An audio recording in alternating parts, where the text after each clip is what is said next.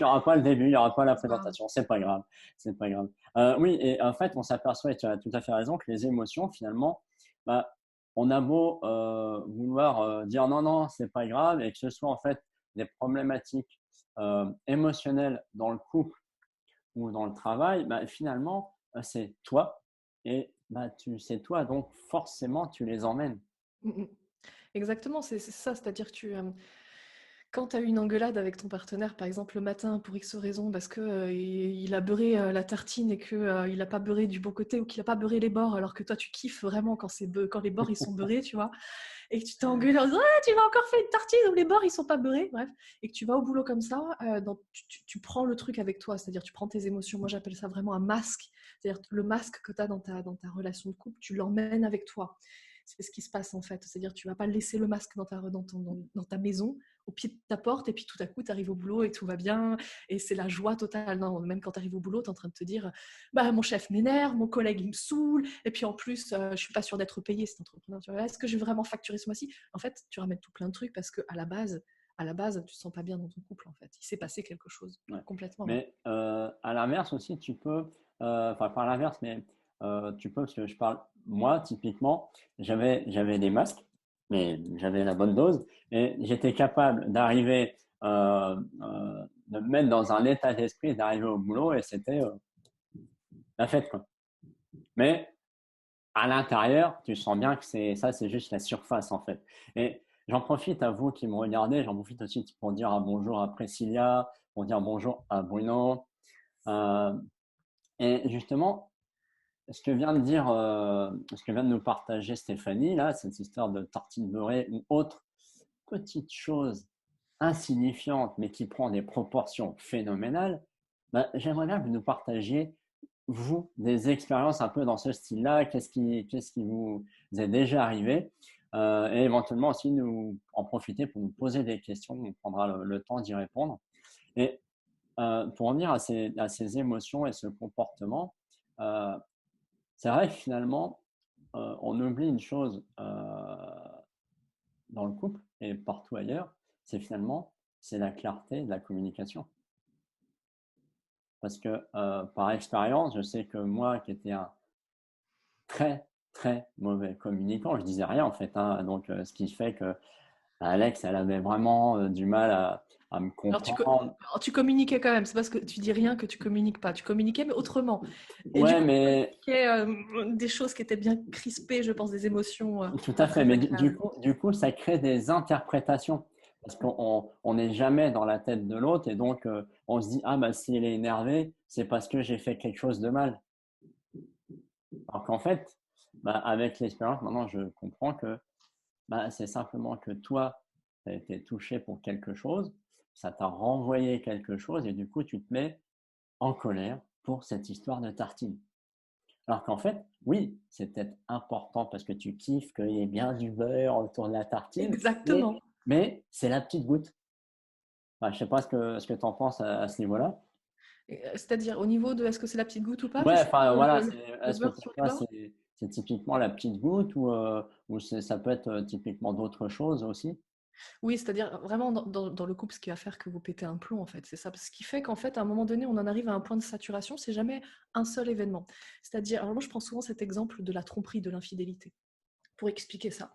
C'est-à-dire, à un moment donné, on a souvent des couples, en fait, qui en finissent par péter un plomb ou rompre, parce qu'il y a eu un cas de tromperie dans le couple. C'est-à-dire, il y avait eu vraiment l'un des deux qui a trompé l'autre, quoi, qui a été infidèle.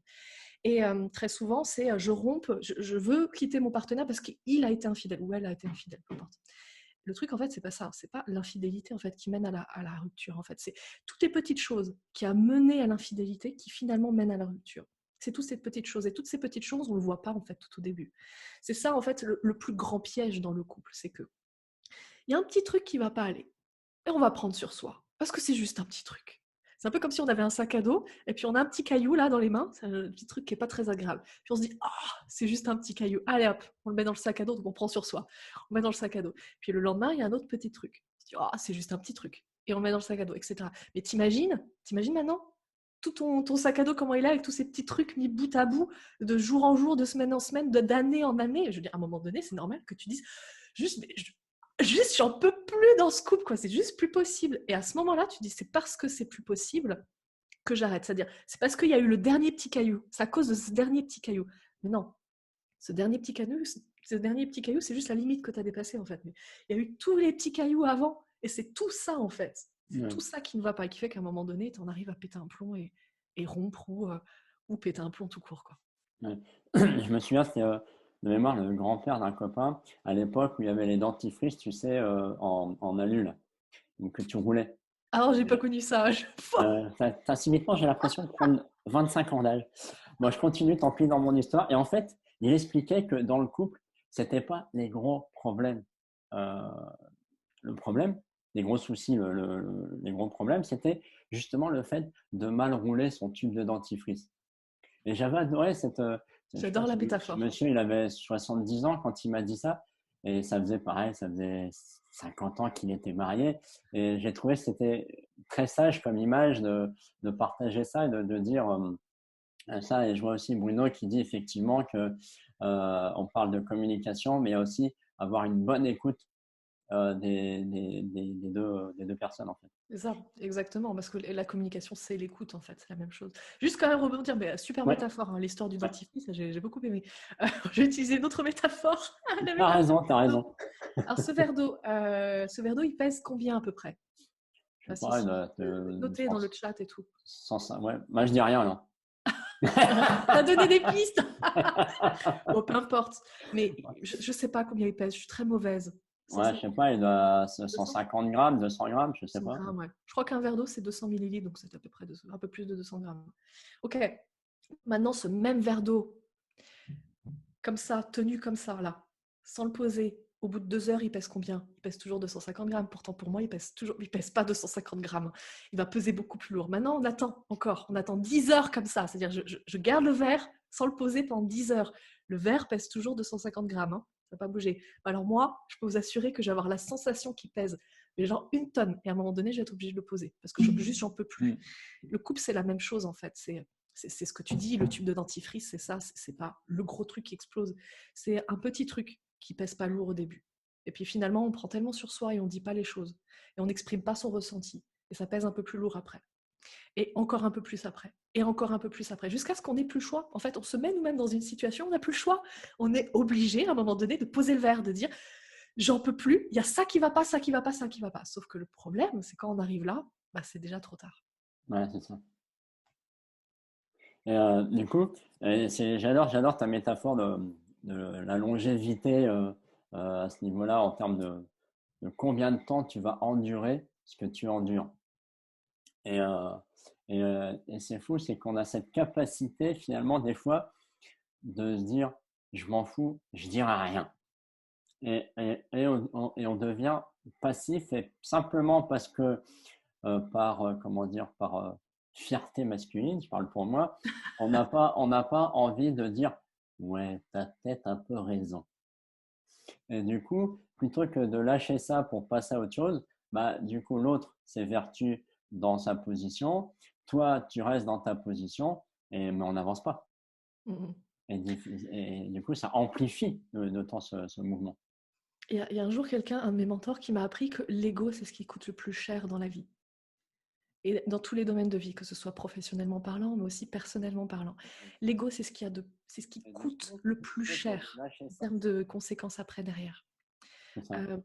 Parce que à partir du moment en fait où on se dit euh, non, je vais agir juste pour mes propres intérêts personnels et non plus l'intérêt du couple ou non plus l'intérêt du peuple, c'est l'intérêt de la boîte ou l'intérêt. Bref. Si j'agis que pour mes intérêts, en fait, c'est l'ego qui parle. En fait, c'est moi je. C'est moi je. Tu m'as pas donné la reconnaissance. Bah écoute, moi je te donne rien. Tu m'as pas dit que j'étais le plus fort et que j'étais le plus beau. Bah écoute, moi je te donne pas non plus tout ce que tu demandes. Et donc là, ça c'est l'ego. Et à partir du moment où l'ego agit, c'est le début de la fin. C'est-à-dire, à un moment donné, il va falloir agir différemment. Ça, c'est sûr, il faut faire une rupture, hein, une rupture de pattern, changer complètement de comportement, parce qu'en fait, l'ego mène à l'ego, c'est-à-dire l'ego amène de l'ego, c'est-à-dire l'ego qui est seul, qui est centré sur lui, va amener à plus de solitude, à être plus centré sur soi. Et bon, bah, le couple, c'est deux personnes, donc c'est pas de la solitude en fait. Ouais. Bah, c'est ça aussi qu'on oublie, c'est que des fois, tu as des gens qui sont un peu ensemble pour être ensemble. finalement, et qui ne prennent pas le temps de s'apprécier et qui switch à une autre relation plutôt que de prendre le temps justement d'échanger, de voir. Et puis quand tu parlais justement de ressentir là, ces émotions, de subir un peu finalement la pression de l'autre, enfin, je le dis avec mes mots, mais en fait, moi je m'aperçois aussi que quand, euh, quand je sais pas, ta femme ou ton mari te fait une remarque, bah, subitement, tu peux partir, ton compteur de pression, il se met à 300%, et toi, tu pars en live, et l'autre, il comprend pas. Et moi, je sais par exemple que par expérience, maintenant, euh, c'est aussi parce que finalement, on a tous une histoire, et peut-être ce que vient de te dire la personne, bah, toi, tu vas réagir non pas par rapport à ce qu'elle vient de te dire, mais par rapport à ce que toi, ça te renvoie. Ça peut te renvoyer à ce qu'on appelle à des notions de culpabilité, d'humiliation que tu as eu dans ton histoire. Ça n'a rien à voir sur le moment, mais subitement, la petite phrase ou la petite remarque qu'on te fait, pouf, ça te fait un switch là, et puis toi, tu pars en live parce que tu te sens pas bien dans cette histoire-là, parce que tu l'as pas réglé, entre guillemets, tu l'as pas transformé. Et donc, toi, c'est quoi ton rapport avec ça, en fait, par exemple? Complètement d'accord, complètement aligné. Mais je vais pas m'arrêter là, je vais développer, hein. Vas-y, Je vais pas justement. faire que confirmer. Complètement. Déjà, il y a une chose vraiment quelque chose de très important que tu as dit. Je trouvais plus le mot important. Le concept de réaction, c'est-à-dire quand on est en réaction par rapport à quelque chose, on n'est plus en action. Et c'est quelque chose de complètement différent. C'est deux concepts opposés en fait. C'est-à-dire quand on est en réaction, c'est-à-dire qu'on ne va pas agir selon ce qu'on veut et selon nos propres besoins, on va agir selon quelque chose qui s'est passé à l'extérieur de soi. Alors que quand on est en action, peu importe ce qui se passe en fait autour de soi, peu importe notre environnement, on pourrait nous dire mais t'es complètement conne, mais ma pauvre fille t'es moche, ou même pas cette jupe elle te va pas bien. N'importe qui pourrait dire n'importe quoi, on s'en fout finalement. Peu importe ce que dit l'autre, on agit selon nos propres besoins, nos propres envies. Donc ça, c'est deux concepts complètement différents. Et puis, complètement, quand tu parles vraiment d'émotions, c'est-à-dire à un moment donné, tu dis, bah, on part dans des pics émotionnels parce qu'à un moment donné, l'autre a dit quelque chose où il n'a pas beurré le bord de la biscotte, tu vois, par exemple, et puis, ah, ça part dans une crise. Et j'ai envie de dire, ok, c'est pas grave. Tu vois, en fait, il n'y a rien de grave en fait, dans un couple à partir du moment où on sait ce qui se passe. On a conscience de ce qui se passe. Euh, Par exemple, c'est pas parce que je suis coach et que je bosse depuis longtemps sur mes émotions que je fais pas des crises. La dernière crise que j'ai faite, c'était à un moment donné hier. Je me suis mise en colère. Donc, ça m'arrive encore d'être en colère. Je me suis mise en colère parce que bref, il y a une histoire de Airbnb qui veut pas me rembourser parce que j'ai pas pris de photos, puis je peux pas prendre de photos parce que je suis bloquée en confinement. Enfin bref. Donc ça a été très compliqué et je me suis mise en colère et à un moment donné, je me suis pas dit en fait, ah, j'ai pas le droit d'être en colère. Non, l'émotion est primordiale. Elle a besoin d'être là. L'émotion, et tu vas valider ma 200%, complètement alignée, quoi. L'émotion, c'est un messager qui toque à ta porte, tu vois, et qui dit, eh oh, il y a un petit truc qui va pas bien là. Entre tes besoins et ce que tu veux vraiment, bah, tu vois, il y a un truc qui va pas. C'est-à-dire ce que tu fais là, ce qui se passe dans ta vie, ce que tu as l'impression qu'il se passe ou ce qui se passe vraiment, et puis ce dont tu as vraiment besoin et ce que tu as vraiment envie, en fait, il y a une différence. Et l'émotion va venir dire ça. Donc, heureusement qu'il y a de la colère dans les couples, heureusement qu'il y a de la tristesse, heureusement qu'il y a de la frustration, heureusement qu'il y a de la rancœur, heureusement qu'il y a de la culpabilité. Maintenant, entretenir ça sur le long terme, ça par contre, ça va nuire au couple. C'est-à-dire, s'il y a de la colère dans le couple, c'est OK. Mais par contre, si vous l'entretenez sur le long terme, c'est-à-dire si vous mettez du diesel dedans, c'est-à-dire du fuel, si vous jetez au feu, je ne sais pas comment dire, des bûches au feu pour que ça alimente encore plus le feu, bah ça, c'est de votre responsabilité. C'est-à-dire que vous faites le choix en fait de dégrader le couple à ce moment-là. Mais c'est pas la colère qui est là parce qu'il s'est passé quelque chose et parce que vous êtes humain et parce que vous avez un passé et que vous avez encore des trucs qui sont rattachés au passé parce que vous n'avez pas tout transformé parce que je répète vous êtes humain. C'est pas ça qui va générer le problème dans le couple. Ce qui va générer le problème, je le répète, c'est est-ce que vous entretenez ça ou est-ce que vous lâchez prise en disant ok, l'émotion est là, je comprends, qu'est-ce que j'en fais maintenant? Qu'est-ce que je fais de cette émotion? Je l'entretiens ou pas? Et donc, je décide de la transformer en quelque chose de plus sympa. Non, tout à fait. Et c'est vrai que par rapport à ce que tu disais, on entretient, mais il y a aussi le fait de, comment dire, de l'interprétation qu'on en fait. Et c'est vraiment, c'est aussi tu parlais d'émotion, justement, l'intérêt, c'est de laisser l'émotion prendre sa place.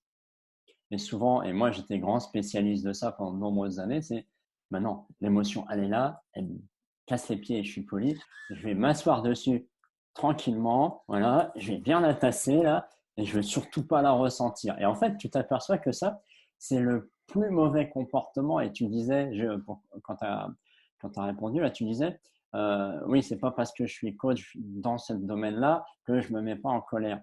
Oui, et tu as raison, si tu te mets en colère, mets-toi en colère, mais le gros avantage, c'est que tu as l'expérience pour dire, OK, ma colère, elle est là, voilà, c'est par rapport à ça, allez, comment je passe à la suite? C'est comment, qu'est-ce que j'en fais? Et tu as deux options, c'est, ouais, je l'embrasse, je lui dis merci d'être là, c'est gentil, j'ai plus besoin de toi, on passe à autre chose. Ou alors, tu l'embrasses pas, mais tu lui tapes dessus et tu lui tapes dessus et du coup, elle prend de l'ampleur. Alors la colère, tu l'embrasses pas, hein. Ah si, La si, colère, si. quand elle est là, et puis après, elle passe. Non, mais après, tu l'embrasses parce que si elle est là, c'est parce que finalement, elle te rend service. Oui. C'est parce que tu te sens impuissante là par rapport à ton truc d'Airbnb. Du coup, tu te dis, je vais pas être remboursé, ça me casse les pieds. Ok, mais aujourd'hui, tu peux rien y faire. Donc, tu as le choix de dire, allez, je passe 15 jours en colère, enfin, jusqu'au confinement, à la fin du confinement, à être en colère. Là, je te dis, bon courage. Ou alors, tu as dit, ok, qu'est-ce que je peux faire en attendant? C'est ça. Du coup, c'est pour ça que je dis, t'embrasses ta colère parce que les émotions, qu'elles soient désagréables ou agréables, finalement, elles sont là pour te rendre service. Et en même temps, je pose la question que nous propose Bruno, qui est de dire, pourquoi cachons-nous les petits problèmes, ne serait-ce pas à cause de la méconnaissance de soi? Alors oui et non, oui et non. Pour moi, vraiment, c'est plusieurs sources. C'est-à-dire quand il y a une conséquence, il n'y a jamais qu'une seule source. Il y a toujours une multitude de plusieurs sources. Donc ça peut être la méconnaissance de soi, comme par exemple aussi le manque d'estime de soi. Et par exemple aussi le manque de confiance en soi. Et ça peut être tout plein de choses en fait, qui amènent en fait une personne à ne pas dire. Quand on ne dit pas ce qu'on ressent, c'est une forme de mensonge en fait, hein. C'est omettre quelque chose consciemment, délibérément ou inconsciemment. C'est quand même mentir, c'est la définition même du mensonge. Donc, et mentir, je rappelle que mentir, c'est ne pas être honnête. Donc quand une personne n'est pas honnête, en fait, il y a une multitude de raisons en fait derrière tout ça. Est-ce qu'elle a peur que l'autre s'énerve et la rejette? Est-ce qu'elle a peur de se sentir blessée? Est-ce qu'elle a peur de se sentir critiquée, jugée? euh, Tellement de choses après derrière. Est-ce que ça répond à la question? Oui. Bruno va nous dire si ça répond à sa question. Mais c'est vrai que finalement, dans l'émotion comme ça, en fait, tu as parfois envie de. Je me suis perdu dans ma tête d'ailleurs, tiens. Donc, on va passer à autre chose. Je sais plus, je sais plus. Ah, c'est pas grave. Ouais, moi, Euh, ça tombe bien, moi, je voulais rebondir sur un truc, mais ça m'est sorti aussi de la oui, tête. attends, c'était quoi? Ah, mince, alors, cette fois. Ah oui, c'était sur l'exemple de la colère, c'était là-dessus. Je voulais vraiment rebondir là-dessus parce que on parle souvent de la colère et c'est intéressant, comme tu dis, d'embrasser pleinement la colère. Parce qu'il y a cet acte d'embrasser pleinement et en général, on associe l'embrassade vraiment à quelque chose de doux. Et la colère, quand tu dois la vivre, c'est-à-dire quand l'objectif de l'émotion, c'est de la vivre, hein, on est d'accord. C'est pas de la mettre de côté, comme tu dis si bien. C'est pas de s'asseoir. Tu dis s'asseoir dessus, moi je dis planquer le bullshit sous le tapis. Moi j'appelle ça comme ça. Chacun son image. Chacun son image. Donc l'objectif, c'est pas de planquer le bullshit sous le tapis parce que tu sais quoi, au bout d'un moment, déjà tu te prends le pied de pied dans le tapis parce que le tapis fait des bosses. Puis au bout d'un moment, le bullshit, ça sent tellement mauvais et tu t'oublies que tu l'as planqué sous le tapis, donc ça pue. Et puis après, voilà. Donc l'objectif, c'est pas ça. C'est vraiment de vivre pleinement le truc. Et le challenge dans la colère, c'est que c'est pas une petite embrassade en fait, c'est la vivre pleinement. C'est-à-dire la colère, voilà, si tu dois frapper, tu frappes pas quelqu'un. Mais si tu dois frapper un coussin, tu frappes. Moi, je sais, j'ai développé un truc. Parce que ça fait longtemps aussi que je bosse sur moi et que je travaille aussi à développer ce muscle émotionnel de réagir tout de suite, plutôt agir, c'est-à-dire agir dans le cas d'une émotion qui arrive. Je sais que dès que je suis en colère, il y a plusieurs choses. Soit je mets mes chaussures et je vais courir dehors, pas longtemps, mais je fais pas de l'endurance. Je fais vraiment, je cours vite, pour expulser. Soit je fais des pompes et des abdos. Je peux vous assurer, j'en fais pas beaucoup. Très vite fatiguée en fait, et essoufflée, mais c'est parfait, c'est exactement ce qu'il faut. C'est J'ai parce que besoin d'être. t'es pas assez souvent en colère. C'est ça, Si je tu suis veux, on pas peut sûre. t'aider, là, on peut demander à la communauté qu'elle te mette un peu en colère là, pour t'aider un peu et que tu fasses tes abdos. Oui, Hein. il faut quand même faut quand même en faire beaucoup pour me mettre en colère. Mais voilà, donc moi j'ai développé un truc. Évidemment, l'émotion, ça passe toujours, quand l'émotion est là, l'émotion demande toujours une réponse corporelle. C'est-à-dire l'émotion, elle est là, elle toque à ta porte en disant « Eh oh, il y a un truc qui va pas ». En gros, il y a un truc qu'il faut que tu changes dans ta vie. Et changer dans ta vie, va falloir que tu fasses quelque chose pour changer dans ta vie. Donc moi j'ai trouvé le truc de pour ce que tu appelles embrasser la colère. Moi je la vis intensément à travers, je fais un truc physiquement, quoi. Un truc physiquement et qui est dur, qui est difficile. C'est-à-dire vraiment, je vais en bout de souffle. Sinon, je joue aussi du piano et je tape sur le piano. Déjà, quand je tape, je joue fort sur le piano. Ça marche aussi très bien. Et ce qui est très intéressant, c'est donc la dernière fois, c'était donc hier. Donc j'ai utilisé le piano plutôt que les pompes et les abdos. C'était comme ça, ce que j'avais envie de faire. Et en fait, je me suis relevée après 10 minutes de piano. J'avais bien tapé sur le piano. Et je me suis dit, putain, elle est encore là, quoi. Pourquoi je suis en colère? Et là, tout à coup, je me suis souvenue de tout ce que je sais. Je me dis, ah ouais, parce qu'en fait, je me sens impuissante. Mm. La colère, chaque émotion a un message très précis à vous apporter. La colère, par exemple, c'est ce sentiment d'impuissance. À partir du moment où vous comprenez ce que la colère vous dit, il n'y a plus de colère. Au moment où je me suis dit, putain, je suis encore en colère, mais pourquoi je suis en colère? Parce que je me sens impuissante. La colère était terminée. La tristesse est arrivée, mais la colère était terminée. Tout à fait, ouais, c'est excellent ça. Et effectivement, parce qu'on dit souvent que les émotions sont difficiles, mais en fait, c'est pas l'émotion qui est difficile, parce que pour moi, l'émotion, c'est ce qui sort. C'est là, c'est ta joie, ta tristesse, ta peur, enfin, il y en a 6 essentiels, peut-être des fois plus. Mais après, c'est quel sentiment ça te fait vivre. Parce que tu parlais, sentiment d'impuissance, après ça peut être le sentiment de culpabilité, d'insécurité, de honte, d'humiliation. Et c'est ça que ça te renvoie. Et c'est justement quand moi je parle d'embrasser, justement, c'est parce qu'en l'embrassant, en la laissant vivre d'abord et en l'embrassant après, ça te permet d'aller dire, OK, qu'est-ce que je sens au fond de moi? Pourquoi je vis cette émotion-là en fait? Et ce qui me fait retrouver ce que je voulais dire tout à l'heure, Top. c'est qu'en fait, tu parlais justement ouais, de dire les émotions, etc. Mais c'est parfois pour certaines personnes, et je m'inclus dedans, c'est que c'est parfois un chemin qui n'est pas ouvert. Et donc, euh, tu mens, tu mens parce que inconsciemment parce que tu ne sais pas faire autrement. Tu n'as pas le chemin neuronal, si on va aller dans ce sens-là, pour aller, tiens, c'est cette émotion-là, donc cette émotion-là, ok, c'est ça, c'est ces mots-là qui sont rattachés à ça pour moi, donc je peux les sortir. Et je sais que moi, c'était infernal, et c'était même au début, j'étais dans l'incapacité de simplement dire ce que je ressentais. Mhm. Je me sentais pas bien. Alors, je voyais bien que je pouvais être en colère ou triste, mais comme je pleurais pas, je m'autorisais pas à pleurer, donc ça se mélangeait en colère, en je sais pas quoi, et donc du coup, je pouvais pas dire la vérité de ce que je ressentais. Ok. Il y a vraiment deux choses dans ce que tu dis, deux choses importantes, vraiment très importantes que je voudrais souligner. C'est déjà le premier truc, c'est-à-dire le choix, cette notion de choix. Moi, je pense vraiment que quelqu'un qui n'est pas authentique, c'est-à-dire qui ne dit pas ce qu'il ressent, qu'il contient pour lui, qu'il garde à l'intérieur de lui, dans le couple, c'est vrai, ça va être une personne qui en fait a le choix de l'exprimer ou pas, mais qui fait vraiment, j'insiste sur la notion de choix, qui fait le choix de ne pas l'exprimer.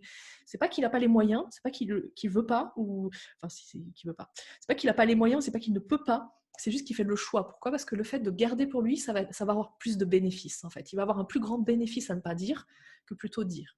Tout à fait, c'est Dans vrai. sa tête, dans l'espèce de scénario qui se fait dans sa tête. Parce que la réalité, dans le couple, c'est que quand tu dis ce que tu ressens, en fait, ça a toujours un effet positif, en fait, derrière. À Ouais. partir du moment, on verra les clés après derrière, à partir du moment où tu mets la forme aussi dans ce que tu ressens, c'est-à-dire dans ce que tu dis, il y a aussi une forme à mettre derrière. Mais quand tu dis ce que tu ressens, ça a forcément des effets positifs, en fait, dans le couple. Mais quand tu entretiens ce scénario de dire, je fais le choix de garder pour moi, parce que, en fait, dans ma tête, si jamais j'exprime, je vais me faire rejeter, je vais me faire critiquer, je vais me sentir abandonnée. C'est vraiment ça, je vais me sentir rejetée ou abandonnée. C'est vraiment ça à la base de tout. Hein. Si tu fais ce choix-là, en fait, le truc, c'est que ça reste quand même un choix. Et tu es quand même donc responsable des conséquences que ça a. je suis d'accord. Je t'interromps là. J'aimais juste, pareil, je pense, un bémol dans le sens où je suis d'accord, c'est une notion de choix. Ouais, Euh, j'aime bien les bémols. J'aime bien les dièses aussi. voilà, moi, les bémols, c'est plus triste en fait, hein. Aucun rapport. Souvent, la gamme de bémol pour moi est plus, une notion plus triste. Mais bon, on change de sujet. Mais en fait, c'est que je comprends que c'est un choix, mais c'est un choix inconscient, alors qui est complexe, parce que du coup, euh, ça veut dire que d'une certaine façon, tu n'accordes pas assez de confiance à la personne avec qui tu es. Ça veut dire aussi que tu ne t'autorises pas, donc c'est un choix aussi, tu ne t'autorises pas à lâcher, mais c'est aussi parce que tu n'as pas validé pour toi justement ce que tu disais. Est-ce que ce que je vais lâcher est plus important que le résultat que je veux obtenir à la fin?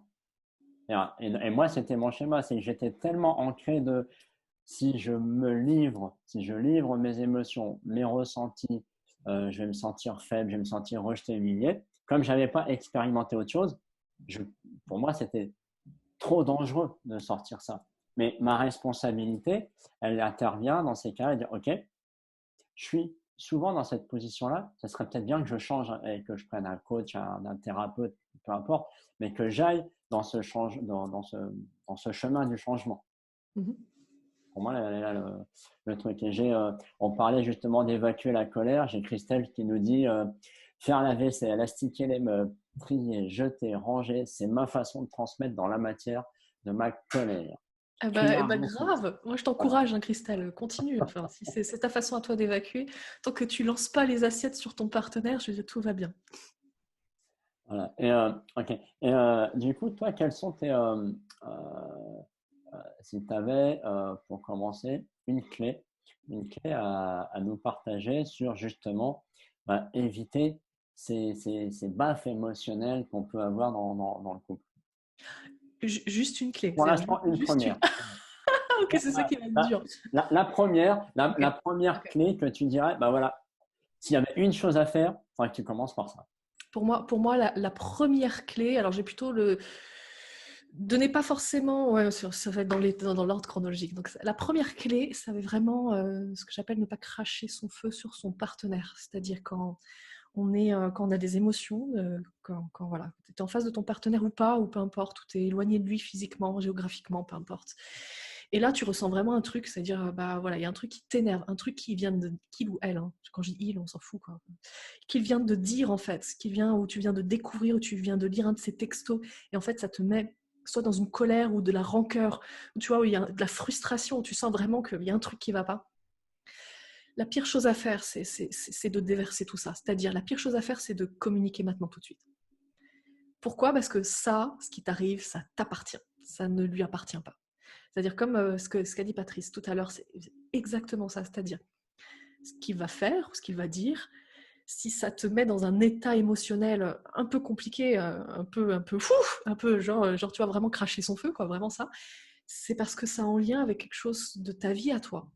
C'est quelque chose qui reflète une partie de ton passé ou une partie de toi pour lequel tu n'es pas encore OK, que tu rejettes, que tu n'as pas envie, qui est encore douloureux, qui n'est pas encore transformé, qui n'est pas encore OK.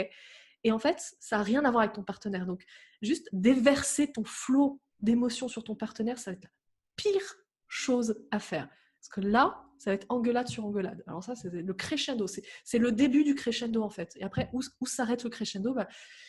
Jusqu'à ce qu'il y ait le premier qui arrête, qui décide que, ok, on va arrêter ça, ou alors jusqu'à la rupture, quoi. Ouais. Donc vraiment, Merci pas pour cette cracher son clé, Stéphanie. Et c'est vrai que ça, moi, je me souviens que c'était les premières choses que je faisais. feu. Tu déversais ça, ou tu En crachais fait, le feu ou déverser sa merde, hein, on peut dire oui, les c'est choses ça, c'est différentes. ça. C'est parce que, en fait, sur le coup, je me sentais agressé, D'accord. parfois pour rien du tout, hein. Des fois, c'était tiens, t'as pas rangé ça. Et puis moi, bah, sur le moment, je me sentais rejeté, je me sentais pas aimé. On revient toujours à la même chose. Et moi, c'était. Et puis, hop, et On puis, dirait une bah, mitraillette, tu sais. Pop, pop, pop, c'est pop, ça, pop. c'est ça. Et tu connais un peu Alex, bah, ça partait en live aussi de son côté. Et, c'était la fête du slip, mais pas dans le bon sens, comme on dit. infernal. Tiens, j'en profite pour. Je pense il y a des liens qui se font dans les commentaires là, parce que il y a après le commentaire de Christelle sur comment elle évacue sa colère, il y a Priscilla qui demande à Christelle de venir chez elle en colère. Je pense qu'il y a un message. Ah, c'est bon ça. Donc arrangez-vous les filles. C'est l'entraide, ça c'est l'entraide. L'entraide, Bravo, on continue, bravo. Voilà, on continue. Donc, effectivement, ne pas cracher son feu, c'est vraiment la chose, je dirais, c'est presque, je ne sais pas ce que vous en pensez, vous qui écoutez l'interview, là, l'échange, mais c'est presque la chose la plus dure parce que on réagit par rapport à son histoire et donc on se sent intimement attaqué et on répond alors que ça n'a rien à voir avec ce que vient de dire l'autre. Tu vois, Alex, je ne sais plus, mais c'était par exemple, ouais, tu n'as pas arrangé ça. Moi, je me sentais rejeté, peut-être un peu humilié, etc. Et je suis sûr, mais je ne me suis même pas posé la question, que ce n'était absolument pas son envie. Elle, c'est simplement parce que ce truc-là, ça l'a gonflé que ça soit là et que j'aurais dû le ranger, point barre. Mais moi, je suis parti à 300 km de là, 3000 km même, dans mon histoire, et j'ai dit, tiens, je vais te le donner parce que j'en veux plus. Et je crache mon feu, je déverse ma merde, comme on dit tranquillement. Et c'est vrai que c'est là que ça fait mal, puisque du coup, l'autre, là, se sent pour le coup vraiment agressé. Parce que, et du coup, qu'est-ce que tu conseillerais justement à l'autre personne qui reçoit ça, qui reçoit ce saut de merde, allez, on va utiliser les mots, et qu'est-ce qu'elle en fait la personne?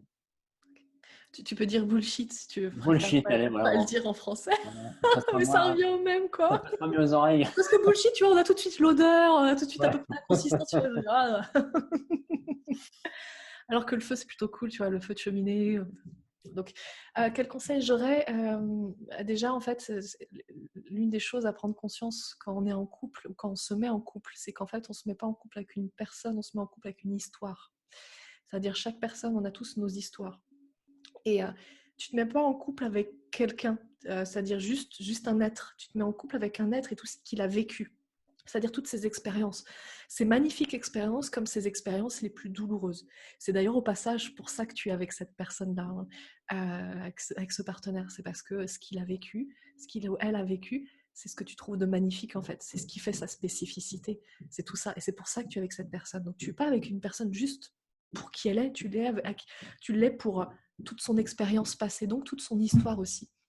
Et donc, si c'est ton cas et que parfois tu te prends des sauts de bullshit parce que ton partenaire ne sait pas en fait toutes ces choses-là, il regarde pas ce live, dans ce cas déjà invite-le à regarder ce live, c'est le premier truc. Voilà. Peut-être qu'il regarde pas ce live ou qu'il a envie de le regarder mais qu'il est pas prêt. C'est cette question-là. Est-ce que vraiment véritablement, est-ce que c'est une bonne étape dans sa vie? Est-ce que c'est un bon moment en fait pour vraiment se transformer? Quand tu te prends ça en fait dans la figure, juste rappelle-toi que tu es avec cette personne pour son histoire aussi. Et que donc, du coup, l'une des choses que j'ai répétées quasiment quotidiennement dans ma vie et qui m'a énormément aidée et qui est rien d'autre qu'une phrase c'est pas les accords Toltec, mais presque, c'est les autres ne font pas les choses contre soi, contre les autres, ils font les choses pour eux. C'est-à-dire tout ce que ton partenaire fait, il le fait pas contre toi, il le fait pour lui. C'est-à-dire, il le fera jamais pour te faire du mal, jamais, mais il le fera toujours parce que ça lui apporte du bénéfice, un bénéfice à lui. Et ça change juste complètement la donne, en fait. Parce qu'à partir du moment où ton partenaire il est en train de te crier dessus, parce que juste tu as rangé une chaussette rose avec une chaussette bleue, tu t'en es même pas rendu compte, non, comme ça m'était arrivé. C'était une chaussette de taille 40, il faisait du combien? Il fait du 44. Chaussette de taille 44 avec une de mes chaussettes taille 38. Puis j'avais pas vu, c'était les mêmes. Et du coup, je sais pas pourquoi, tes chaussettes. À ce moment-là, je me suis dit, oh, Steph, il fait pas ça contre moi, il fait ça pour lui. Parce que ça le met dans un état, bref, c'est son histoire, c'est son histoire. J'ai pas forcément besoin d'aller la comprendre et tout pour juste accepter que il est en train de verser sa merde, c'est son histoire et c'est ok. C'est ok. Il a besoin de temps, il a besoin d'espace. Donc, ok, ça marche. Donc vraiment, le conseil, c'est ça, c'est les autres. Ça va vraiment changer votre vision de la vie, hein, véritablement. Ça va vraiment changer votre interprétation et transformer vraiment votre vie. Hein. et dans votre couple, mais partout, c'est vraiment prendre conscience que les gens ne font pas les choses contre les autres, ils font les choses pour eux. Et ça change complètement la donne. C'est le fameux accord Toltec, ne le prends pas personnellement. Ça Exactement. Ah, tu m'as coupé le ah, verso. Ça va pas. Tu m'as coupé mon effet. attends, reviens en arrière. Oui, alors donc j'allais te dire que ça me fait penser aux accords Toltec, n'en fais pas une affaire personnelle. Merci. Exactement. Oui, et c'est vrai que en plus, c'est un concept très puissant, mais très compliqué à faire. Moi, je me souviens, il y a une période où j'avais un de mes anciens directeurs généraux qui a été un peu l'un de mes mentors pour moi, mais qui avait aussi ce désagréable comportement d'être lunatique. C'est-à-dire, alors j'explique là ce que moi je voyais dans lunatique, c'est qu'il pouvait arriver un matin, il t'embrassait, il disait ouais super Patrice, on va bien avancer et tout, et puis des fois il pouvait passer, t'ignorer ou dire bon t'as rien à faire là que de traîner là, tes projets là ils avancent. Et là tu te dis mais toi tu passes par des vagues émotionnelles parce que tu prends son état émotionnel à lui. Et c'est vrai que on dit ça, je fais juste une parenthèse là-dessus, c'est comme finalement prendre des félicitations ou des remarques désobligeantes, on va dire, finalement, c'est que l'état de la personne. Parce que si la personne est dans son bon jour, entre guillemets, bah, elle va te dire plutôt des bonnes choses, mais si elle est dans son mauvais jour, elle va te dire des mauvaises choses. Et c'est normal. Mais tant que tu n'en as pas conscience, on prend toujours ça pour soi. Et comme tu l'as si bien dit, bah, on a chacun son histoire et ce qui me fait la passerelle avec, finalement, quand tu épouses quelqu'un, je vais vous poser la question à vous qui regardez, c'est que voyez-vous pas que la personne avec qui vous êtes, votre conjoint, votre mari, votre femme, elle a toujours le don de vous mettre le doigt là où vous devez travailler quelque chose. Donc, quand tu te Ah mets bon? T'es sûr? T'es sûr de ça? ah ouais, ouais, moi, je suis sûr, Oui. parce que moi, je le vois, chaque fois que je me mets en colère, je me dis, ah oui, c'est le petit bouton en haut à gauche là qu'il faut que je travaille, que je n'ai pas encore travaillé. Ok. Et Mais il y a vraiment. ouais. Donc Tu, j'en tu- prends. Ouais, vas-y. Du coup, je te coupe, pardon. En fait, je vais rebondir dessus, donc peut-être que tu vas finir ta phrase. Non, non, non, c'était bon, c'est bon, c'est bon. Ok. Il y a vraiment une raison pour laquelle on se met avec le partenaire avec qui on se met. C'est pas un hasard, mais bon, vous vous doutez, hein, vous devez savoir que c'est pas un hasard, rien n'est hasard dans la vie. On pourrait, par exemple, croiser quelqu'un dans la rue et puis il y a des personnes qu'on ne voit pas et des personnes qu'on remarque. Et c'est pas un hasard, c'est pas juste parce que la personne arrive en face de soi, donc on la remarque, mais quand elle est légèrement décalée, on la remarque pas. Non, c'est qu'en fait, on va filtrer, on filtre. Et il y a une raison en particulier pour laquelle on va être avec le partenaire avec qui on est aujourd'hui. C'est un choix qu'on fait, un choix qui est en général à 95% du temps inconscient. C'est-à-dire, on croit choisir sur des critères, mais en fait, ce sur quoi on choisit notre partenaire, c'est selon la blessure qu'il porte. Donc on va choisir quelqu'un qui porte la même blessure, mais qui l'aborde d'une façon différente. Pourquoi? Parce que en tant qu'être humain, et si on a une part spirituelle, mais même si on n'a pas de part spirituelle, c'est pas grave. Je peux quand même l'expliquer comme ça. En tant qu'être humain, on est vraiment là pour grandir, pour évoluer, en fait, pour vraiment transcender les choses. J'aime bien ce mot, j'aime bien le mot transcender. Mm. C'est vraiment pour transcender les choses, c'est-à-dire partir d'un point A et arriver à un point B, et sachant que le point B va faire qu'on est une meilleure personne par rapport à nos propres yeux que le point A. Et le truc, c'est que donc, quand on arrive au monde, eh ben, on va vivre des expériences qui sont, donc, je vous ai dit, parfois agréables et puis parfois très, très, très désagréables, très douloureuses. Et ces expériences très douloureuses, on les garde à l'intérieur de nous. C'est un peu comme un signal d'alarme, en fait, que notre système nerveux garde. Pourquoi? Parce qu'on a expérimenté dans notre passé que quand il se passe ça, c'est dangereux, on risque de mourir. En gros, c'est ça. Parce que si on meurt émotionnellement, on meurt physiquement. Je détaille ça, c'est clair ou pas? Je vais peut-être le détailler très, très rapidement. Vas-y, Pourquoi, vas-y. ouais, pourquoi si on meurt émotionnellement, on meurt physiquement? Parce qu'en fait, on est des homo sapiens à la base, donc on est fait pour vivre, dans des tribus d'environ 100-150 personnes. Et on n'a pas eu assez d'années, en fait, de temps d'évolution de notre ADN pour nous adapter à ce monde moderne. En fait, on est des milliers dans des villes. Donc on est vraiment fait pour vivre entre 100-150 personnes. Et en fait, quand on sortait de la tribu, quand on était expulsé de la tribu, on mourait. Parce que Un individu, un humain seul, ne peut pas et entretenir le feu dans la jungle et aller chasser et dormir en surveillant qu'il n'y ait pas d'attaque. En fait, c'est pas possible. Donc, on était obligé de survivre. On survivait en tribu. Et si on ne fait plus partie de la tribu, c'est-à-dire si on se sent rejeté ou si on se sent abandonné, c'est fini pour nous. Physiquement, on meurt. C'est ça que ça veut dire. Et donc, on a gardé ça à l'intérieur de nous, dans notre ADN. On a gardé ce truc de, même si on vit dans des villes juste immenses, on a cette peur profonde d'être rejeté et abandonné, ou abandonné. Le passage rejeté et abandonné, c'est la même chose, c'est juste deux énergies opposées. C'est-à-dire rejeté, on te repousse, et abandonné, tu restes sur place, mais l'autre part. C'est la même chose en fait, Ouais. de sens opposés. Et en fait, on a extrêmement peur de ça. Et donc, du coup, on a des signaux d'alarme qui se déclenchent quand on a l'impression de revivre ce type de situation.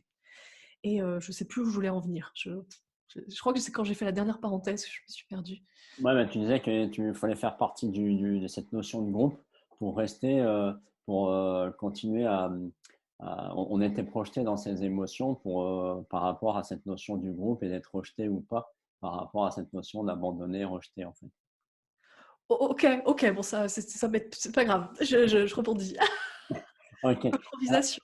Bah, j'en profite pour basculer sur les commentaires. Donc justement, il y a Bruno qui nous dit qu'effectivement, le problème de notre société actuelle est elle pousse les gens à intérioriser toutes les émotions, car elle suggère que c'est mal de les exprimer et que cela engendre un tas de problèmes reliés au corps et à l'esprit.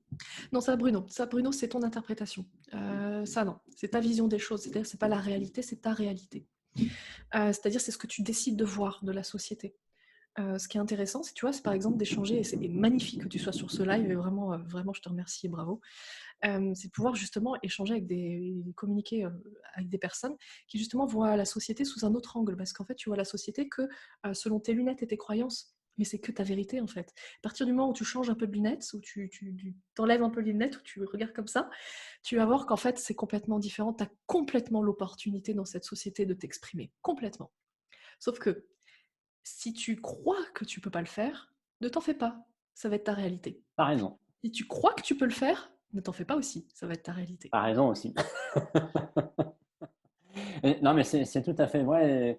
Et moi qui étais plutôt fermé des émotions, ben, je ne voyais que ça. Depuis que je m'ouvre aux émotions, je rencontre des gens qui s'ouvrent aux émotions. Donc, voilà, c'est vrai et faux ce que tu dis, Bruno. J'ai une question de Christelle qui nous dit souvent après les cris, il y a le silence qui s'éternise dans le couple et c'est pas simple à rompre. Après pardon, j'ai pas entendu. Après les cris, À l'écrit, genre, les cris, ok. voilà, il y a un silence qui s'installe et je te rejoins, Christelle.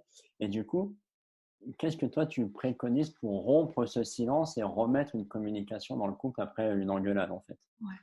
Alors, deux choses, déjà, le premier truc, c'est en quoi le silence est un problème. Le silence n'est pas un problème, le silence est une forme de communication. Il y a quelque chose que j'ai appris en musique extraordinaire, c'est que la chose la plus importante en musique, c'est les silences, c'est pas les notes. Tu le sais, votre histoire, qui fait beaucoup de musique aussi. Ce qui donne beaucoup plus de poids en fait aux notes, c'est quand tu fais des silences. Donc le silence n'est pas un problème. Par contre, là où ça devient un problème, c'est quand vous voulez communiquer et que vous vous autorisez pas à le faire et que vous continuez donc le silence. Encore une fois, on en revient toujours à cette histoire de choix, c'est-à-dire ce qui arrive maintenant tout de suite comme l'émotion, c'est ok. Maintenant, c'est qu'est-ce que tu en fais dans le temps. Donc le silence arrive parce que à un moment donné, vous avez dit tellement de choses, vous avez sorti tellement de choses que c'est normal. Bon, il y a toujours un équilibre qui se crée. La nature est comme ça, on cherche toujours un équilibre. Donc, vous criez, naturellement, vous en venez à poser un silence, en fait, à créer un silence pour pouvoir rééquilibrer. Maintenant, le truc, c'est qu'est-ce que vous faites de ce silence? Est-ce que si le silence perdure dans le temps, est-ce que c'est vraiment ce que vous voulez? Ou est-ce que vous voulez recommencer à communiquer? Donc, si vous voulez vraiment rompre ce silence au bout d'un moment, tout en acceptant totalement le fait que le silence existe et que c'est ok d'avoir un silence après une engueulade. Le meilleur moyen, c'est, encore une fois, c'est pourquoi, pour quelle raison, en fait, vous ne rompez pas. Bon, je vais parler de toi, là, Christelle, parce que du coup, c'est toi qui regarde, qui écoute. Pour quelle raison tu ne romps pas ce silence? Est-ce que c'est par ego ou pas? Et bon, la réponse est en général par ego. C'est-à-dire, si tu as vraiment envie de quelque chose, mais que tu le fais pas, qu'est-ce qui t'en empêche? Parce que tu te dis oui, mais non, parce que j'ai envie d'avoir raison. Oui, mais non, parce que si je romps pas le silence, si je romps le silence, est-ce que finalement il va pas me rejeter? Donc, en fait, tu fais un choix par peur. Un choix par peur amènera toujours de la peur. Un choix par cœur amènera toujours de l'amour. Ou par amour, peu importe. Donc on a toujours le choix en fait. Est-ce qu'on fait un choix par peur ou est-ce qu'on fait un choix par cœur? Et la peur amène la peur, le cœur amène du cœur. Donc en fait, si on fait un choix, parce que vraiment on se dit, ben, moi j'ai vraiment envie de recommuniquer, j'ai vraiment envie de rompre ce silence, parce que ça me pèse. Parce que là, le choix qu'on a fait de le perpétuer dans le temps commence à me peser. C'est le fameux verre, quoi. Au bout d'un moment, commence à être lourd, quoi. Et même s'il est vide maintenant. Le truc, c'est que le choix que tu fais, en fait, va forcément à un moment donné déterminer la qualité de ta relation de couple. Et on en a parlé plus ou moins, mais je n'ai pas utilisé ce verbe-là, ce mot-là, et je vais l'utiliser maintenant. C'est ce muscle émotionnel, en fait. C'est-à-dire, tu as l'habitude de quoi? Tu as l'habitude de focaliser sur toi, de dire, bah non, moi je tiens bon, c'est ma réalité, c'est ma vérité. J'ai raison, c'est moi qui ai raison, c'est l'autre qui a tort, je tiens bon, je campe sur mes positions, je ne vais pas lâcher. Ok, tu as un muscle émotionnel qui est genre mais flat, c'est-à-dire vraiment comme moi quand je fais des pompes, c'est-à-dire j'en fais 3, puis après c'est tout. Donc, pareil, c'est la même chose.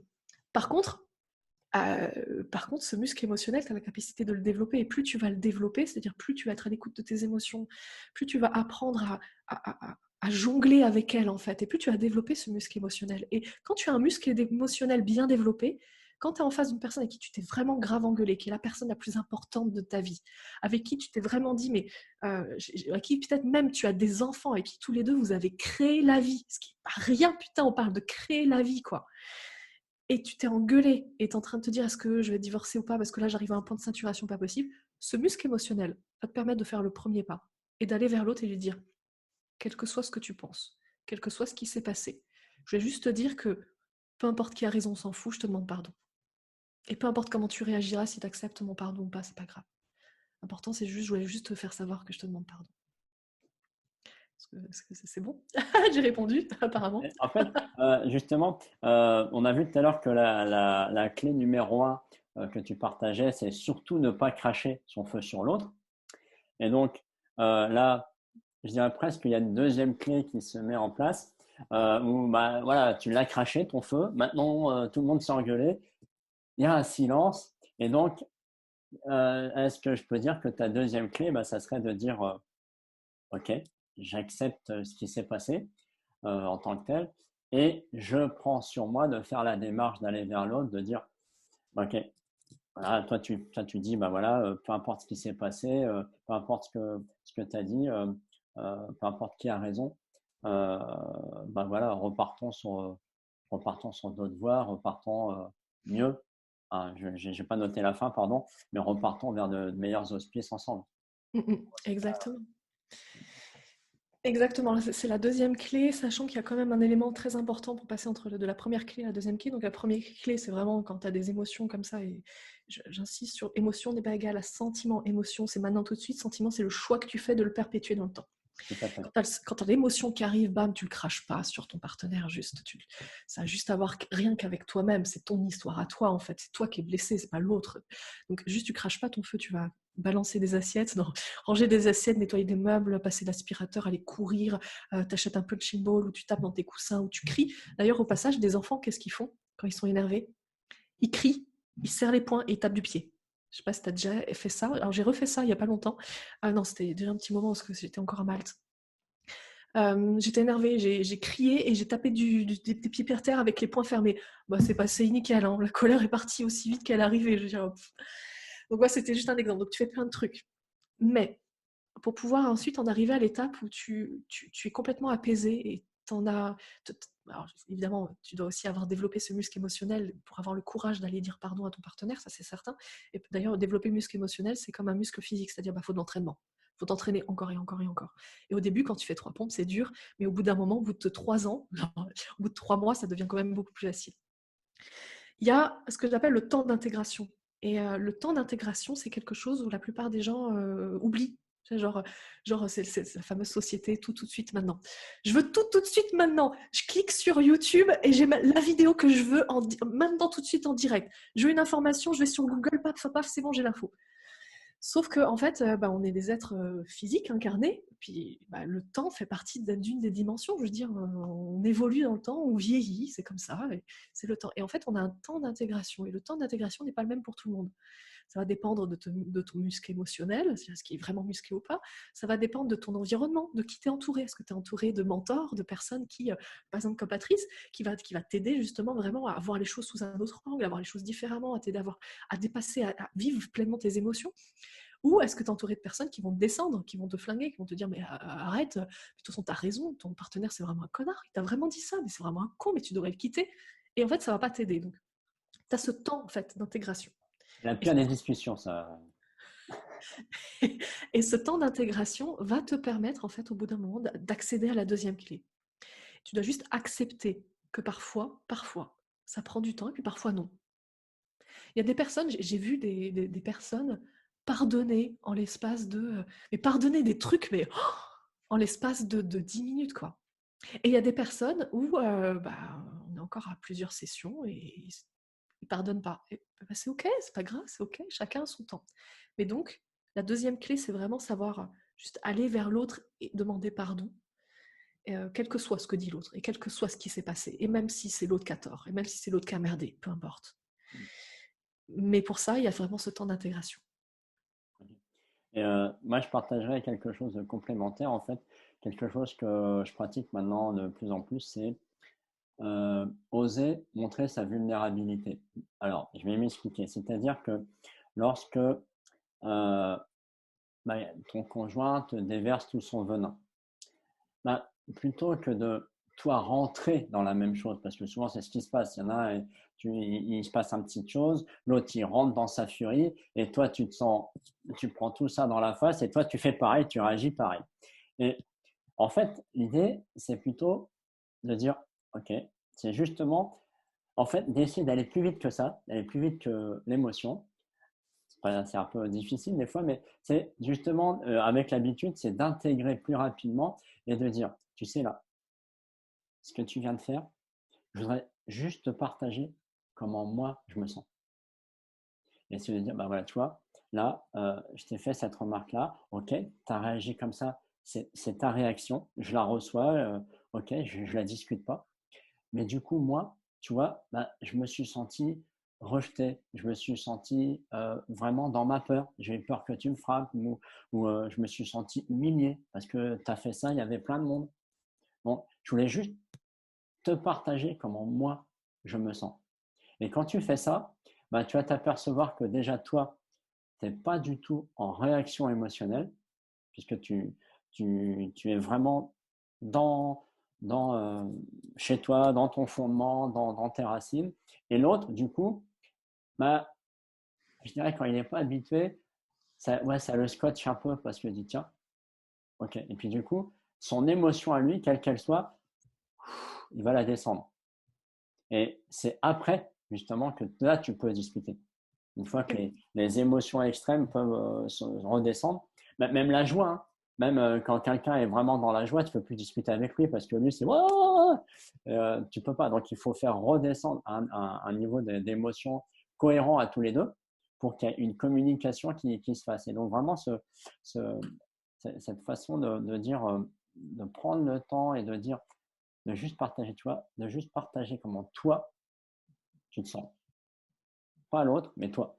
Puisque comme tu me dis bien Stéphanie, c'est on a épousé une histoire et donc c'est prends ton histoire et dépose-la. Et dire voilà, je me sens comme ça, moi ça m'a renvoyé à mon histoire. Ah tiens, tu la connais pas. Est-ce que je peux te la partager? On fera ce que tu veux et voilà. Mais il faut voilà, c'est après c'est de l'écoute, c'est de l'intuition pour pouvoir être à même d'être dans ce scénario-là en fait.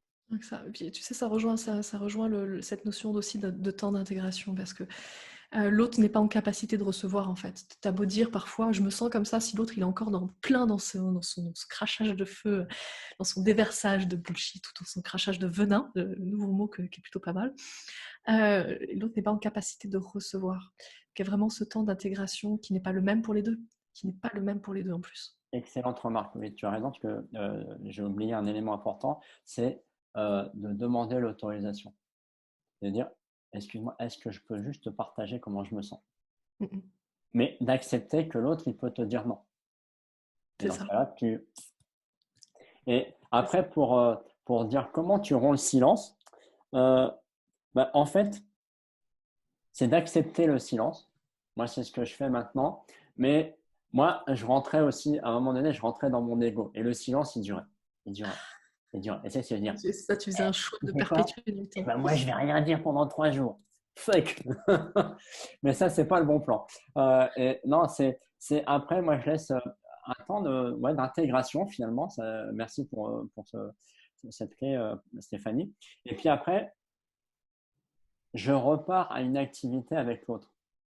C'est-à-dire, si on allait passer à table, il dit, bah, tiens, je vais mettre la table, ça te dit? Puis l'autre, il peut dire oui ou non. Et puis, mais je romps le silence de cette façon-là. Ça ne veut pas dire que l'autre va parler. L'autre, s'il veut rester dans son mutisme, ça lui appartient.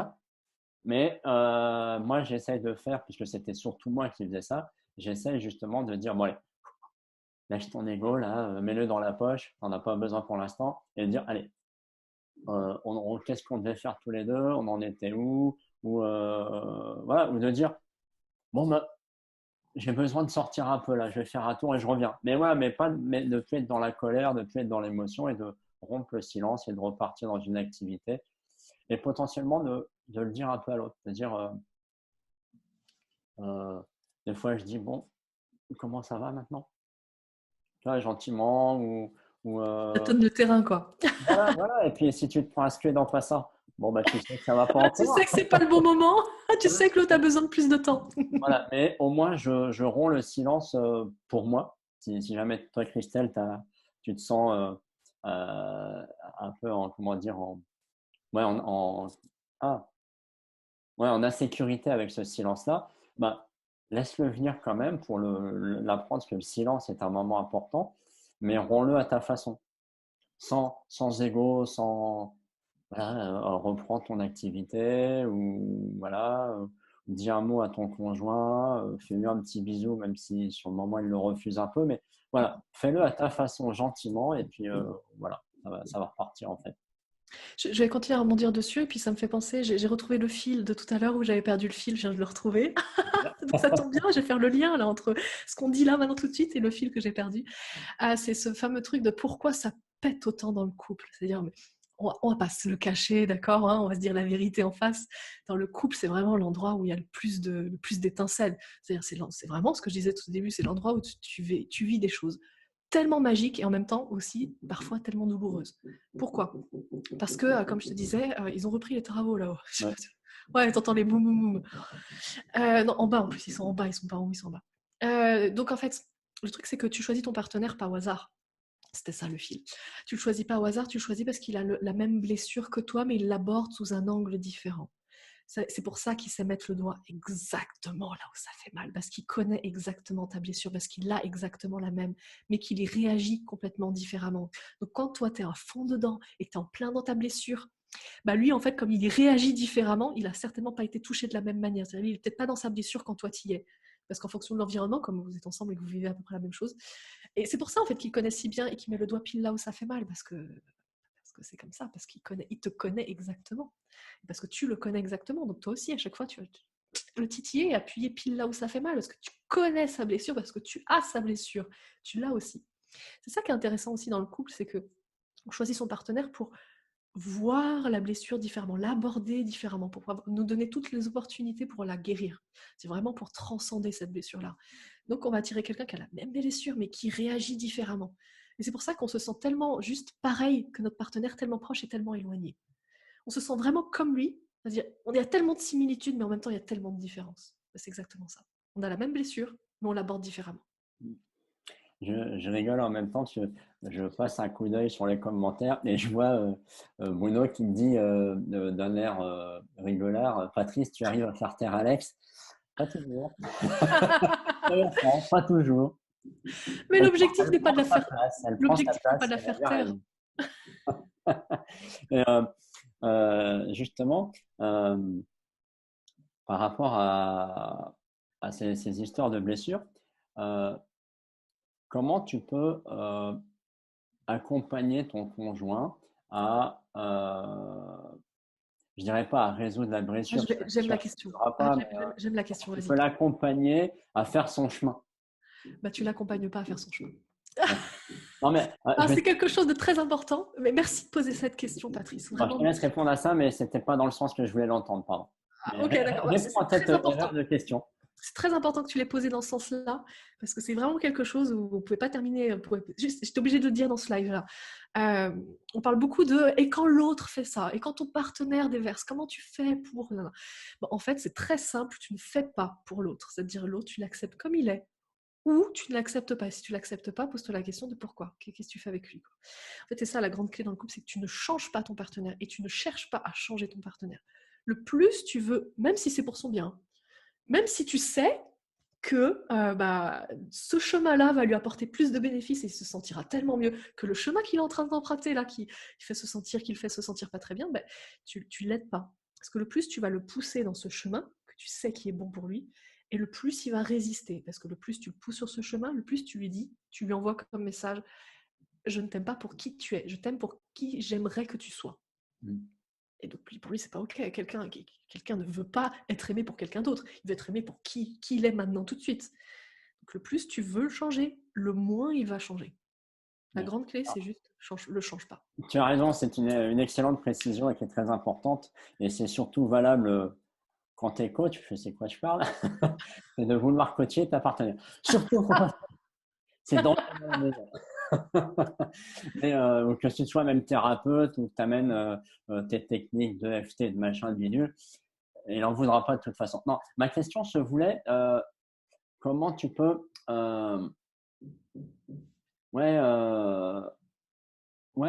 marcher le terrain ensemble un peu, comment tu vois, accompagner tout en s'accompagnant soi, enfin je sais pas comment l'exprimer vraiment, c'est à chacun de faire sa route.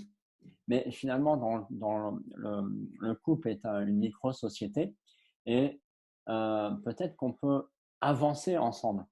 Donc, toi, qu'est-ce que tu conseillerais justement de mettre en place pour, comme tu dis, on a des blessures communes, même si on n'en a pas conscience, mais qu'est-ce que tu pourrais recommander ou pour que les couples finalement communiquent mieux et évite justement de passer à je te crache ton venin, je te pardonne, c'est la joie, puis je te recrache le venin.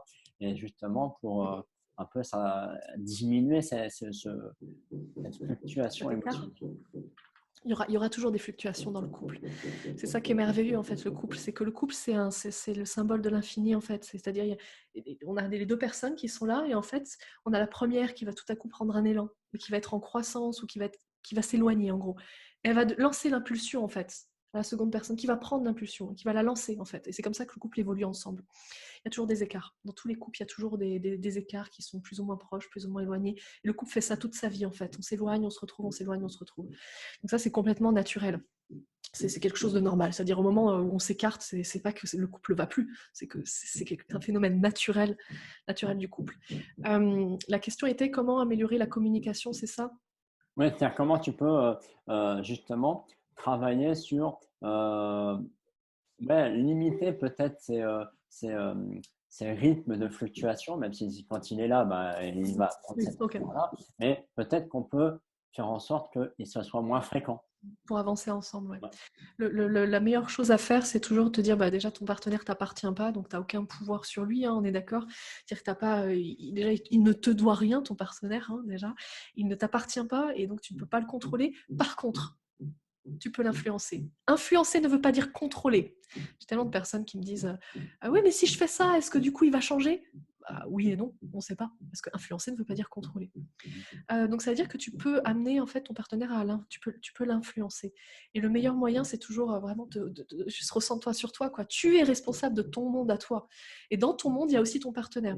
Et ce que je veux dire par là, c'est que dans ton partenaire, c'est pas ton partenaire, en fait, c'est la vision que tu en as de ton partenaire. Grande différence.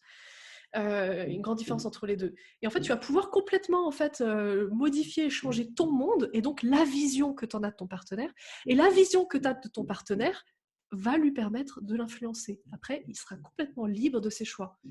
Et comment on fait pour vraiment réduire cet écart ou gérer au mieux pour pas qu'il y ait trop d'écart ou avancer ensemble ou évoluer ensemble. En fait, tu vois, tous ces trucs-là, tout ce que tu m'as dit, c'est vraiment de se dire, ok, je suis responsable de mon monde à moi, je suis responsable de ce qui se passe dans ma vie.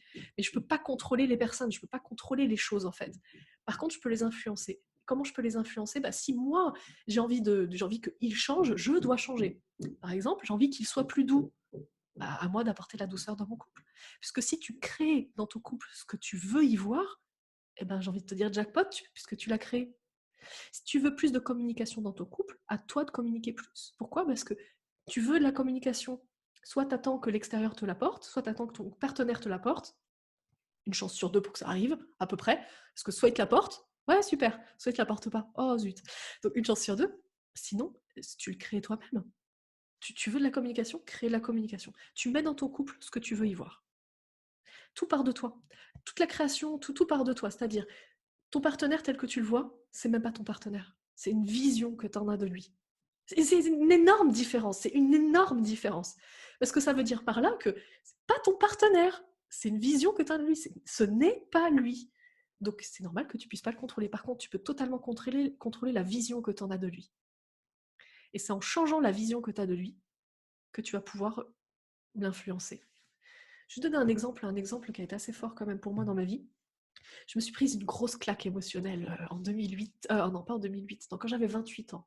Bon, c'était en 2015. Oh, je sais pas. Non, c'était il y a 5 ans. J'ai 33, donc c'était il y a 5 ans. Je me suis pris une énorme claque émotionnelle. J'ai perdu ma chienne. C'était mon bébé. C'était très, très dur pour moi. Et en fait, avec cette claque émotionnelle est arrivé, évidemment, énormément de douleur amène à énormément de changements, en fait. Il est arrivé un énorme changement dans ma vie où c'est la première fois de ma vie où je me suis ouverte spirituellement. J'ai juste compris qu'en fait, derrière la réalité que je voyais, il y avait autre chose. Et à ce moment-là, j'ai compris qu'en fait, les animaux pouvaient leur parler, qu'ils avaient aussi certainement une conscience, qu'ils avaient des émotions. Et en fait, j'en ai discuté avec mon partenaire à l'époque. Et j'ai commencé le truc. Et il a rejeté en bloc. On était tous les deux à cette époque-là très cartésiens. Et moi, j'ai commencé à arrêter d'être très cartésienne.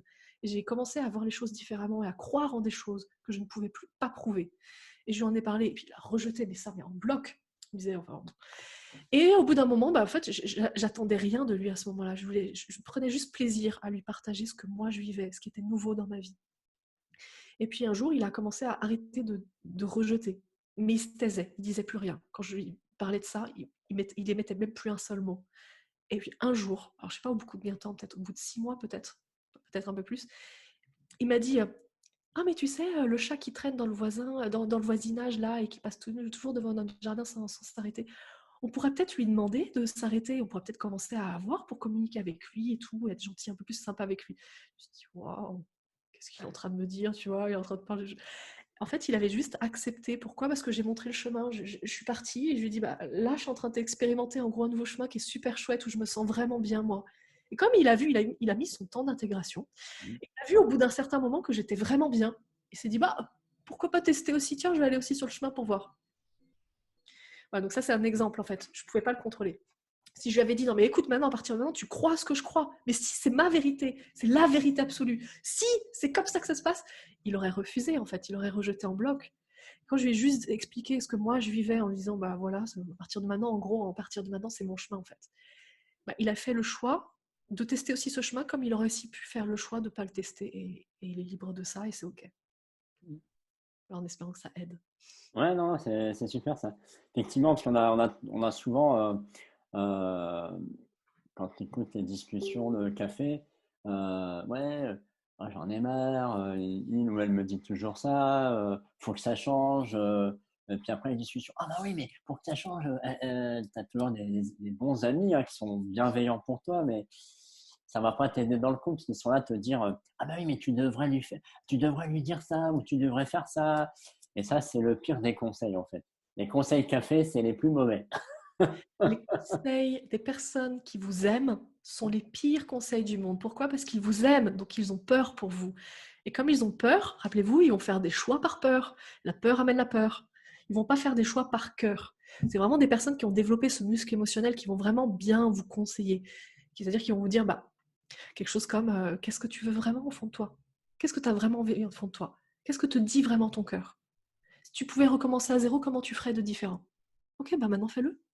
Ça c'est vraiment des conseils de Ça, cœur. c'est vraiment La, la- la plupart de nos amis sont pas forcément, sont pas forcément câblés parce qu'ils n'ont pas développé ce muscle émotionnel. c'est ça, mais finalement, à nous de faire notre chemin et peut-être qu'ils vont prendre ce chemin-là, Mm, comme tu mm. me disais. Exactement. Toujours garder en tête qu'on est une lumière pour les autres, hein. Moi, je le dis différemment. Je dis vraiment cette histoire de, on a toujours des anges autour de soi. Dans toute votre vie, vous avez eu des anges aussi, ça c'est sûr et certain. Des personnes qui vous ont relevé quand vous êtes tombé, des personnes qui vous ont aidé alors que vous étiez au plus bas. Vous avez forcément eu des anges dans votre vie, mais ce que vous n'avez pas, ce dont vous n'avez peut-être pas encore conscience, c'est que vous êtes un ange aussi pour plusieurs personnes. Vous avez cette capacité en fait aussi de montrer la voie et de relever les gens. Et ne mettez pas ce côté créateur de côté, là, c'est-à-dire cette puissance, ce pouvoir en vous d'être aussi l'ange de quelqu'un. Parce que vous êtes aussi l'ange de quelqu'un dans la vie de plusieurs personnes. Et juste en embrassant pleinement ce pouvoir-là que vous avez, aussi d'influencer les gens, c'est aussi dire, bah ok, je suis l'ange de quelqu'un, donc je vais faire les choses bien, comme j'ai envie, en étant authentique avec moi-même, en étant vraiment dans mon cœur, en faisant ce que j'ai vraiment envie de faire en fait. Et comme ça, du coup, je vais influencer et je vais peut-être montrer le chemin. Il y a peut-être des gens qui vont emprunter ce chemin parce que j'aurais ouvert la voie. Non, non, c'est très, très, très juste. Et euh, c'est ce que je dis tout souvent, c'est soit le changement, ou soit aujourd'hui ce que tu veux être demain. Soit le changement que tu veux voir dans ce monde. Exactement. Ça, c'est très puissant parce que finalement, ça te fait prendre conscience que il y a beaucoup de personnes, et on en a tous fait partie à un moment donné ou à un autre, de critiquer tout ce qu'il y a, etc. Mais si tu n'es pas en accord, agis à ton niveau pour que ce soit dans le couple ou dans autre chose. Si ton couple ne va pas bien, tu as deux options, hein. Soit tu changes, soit je dirais, c'est peut-être mieux de dire qu'est-ce que je peux faire moi dans ce couple, parce que déjà ça va te faire évoluer toi, et qu'est-ce que je peux faire, qu'est-ce que je peux apporter dans mon couple, de changer pour moi pour que éventuellement l'autre change. Et peut-être qu'il ne changera jamais et qu'il sera temps de changer. Mais si déjà tu n'as pas testé avant toi de changer quelque chose pour amener l'autre dans ton chemin, tu ne le sauras jamais. Exactement. Et puis après, j'ai une bonne nouvelle quand même, hein. Quand tu changes, ça change toutes les personnes autour de toi. C'est ça. Ça, c'est l'effet, t'es la moyenne des 5 personnes que tu côtoies le plus. Donc si tu changes, ton partenaire va aussi changer. Mais si tu changes dans l'intention de changer ton partenaire, ça va pas marcher. Si tu changes dans l'intention juste de toi changer et évoluer, ça va marcher. Y a aussi un principe clé aussi que j'aimerais aborder, qui est très Okay, important vas-y. pour moi.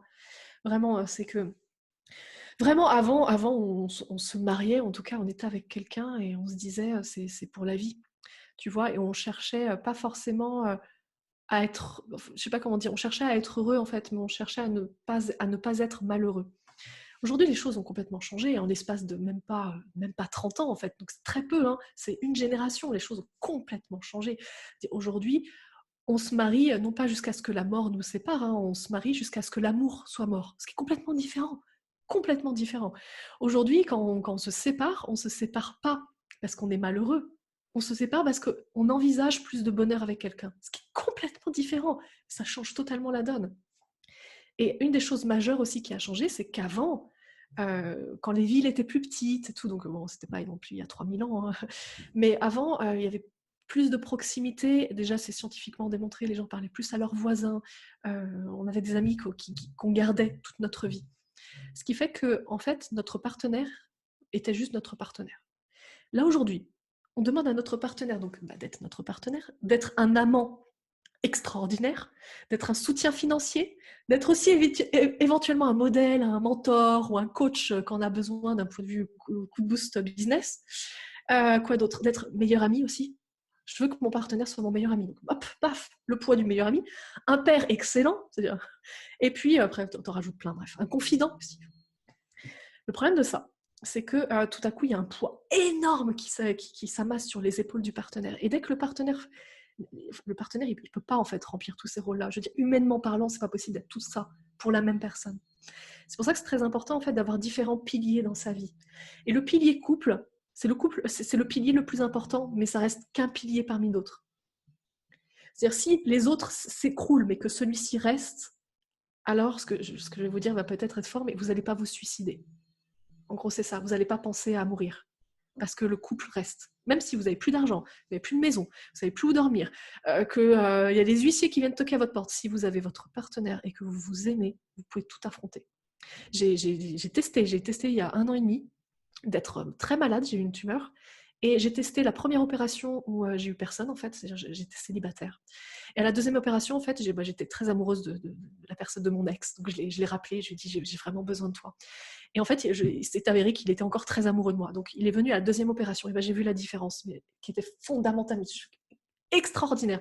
À la première opération, j'étais dans la peur la plus totale, j'avais extrêmement peur, j'ai eu du mal à m'en remettre, j'ai mis 2 jours à m'en remettre, enfin bref. Et la deuxième opération, au bout de 2 heures, j'étais déjà debout, j'avais le sourire jusqu'aux oreilles. Je suis arrivée à l'hôpital avec le sourire. On m'a mis la Charlotte, machin, j'avais le sourire. Je me suis endormie. J'ai pleuré de joie et de gratitude dans la deuxième opération. Le pilier couple, ça restera toujours le pilier le plus fondamental. Mais ça ne doit pas être le seul. Parce que si le pilier couple s'effondre, et pourquoi il s'effondre ? Pas forcément parce que vous merdez. Parfois, le partenaire peut décider, et c'est son choix, de partir. Pour X raisons, sans que vous ayez rien fait.